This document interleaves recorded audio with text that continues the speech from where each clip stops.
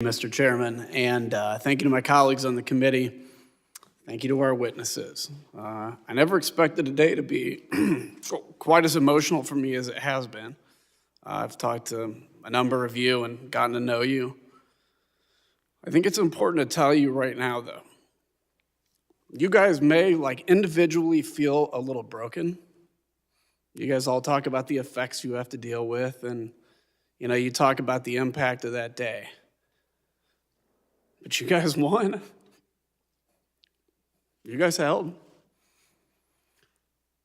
Democracies are not defined by our bad days.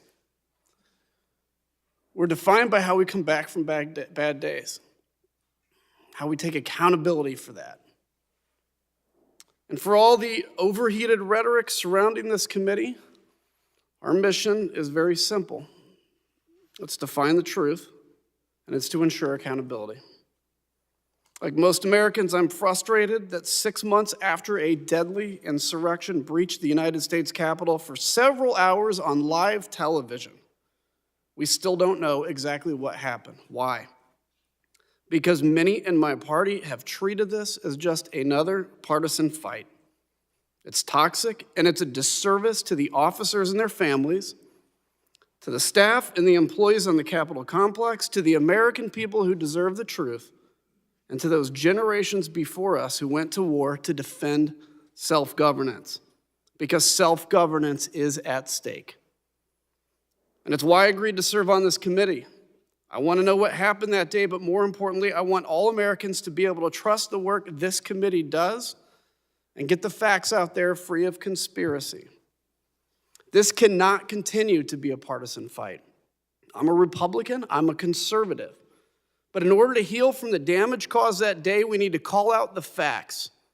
It's time to stop the outrage and the conspiracies that fuel the violence and division in this country, and most importantly, we need to reject those that promote it.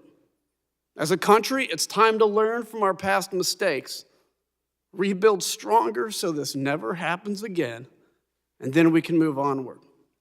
And serving on this committee, I'm here to investigate January 6th, not in spite of my membership in the Republican Party, but because of it. Not to win a political fight, but to learn the facts and defend our democracy. Here's what we know. Congress was not prepared on January 6th. We weren't prepared because we never imagined that this could happen. An attack by our own people, fostered and encouraged by those granted power through the very system they sought to overturn.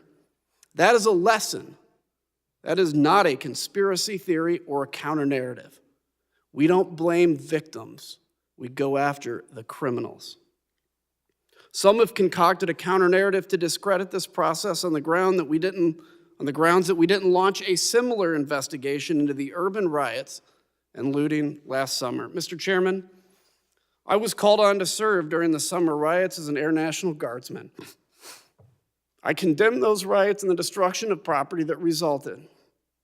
But not once did I ever feel that the future of self-governance was threatened like I did on January 6th. There is a difference between breaking the law and rejecting the rule of law, between a crime, even grave crimes, and a coup.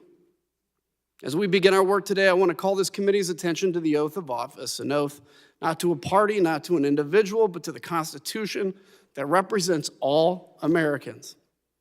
Everyone in elected office knows how hard it can be sometimes to keep that oath, to preserve, protect, and defend the Constitution of the United States in the forefront of our minds, what with the political pressures and re-elections always around the corner.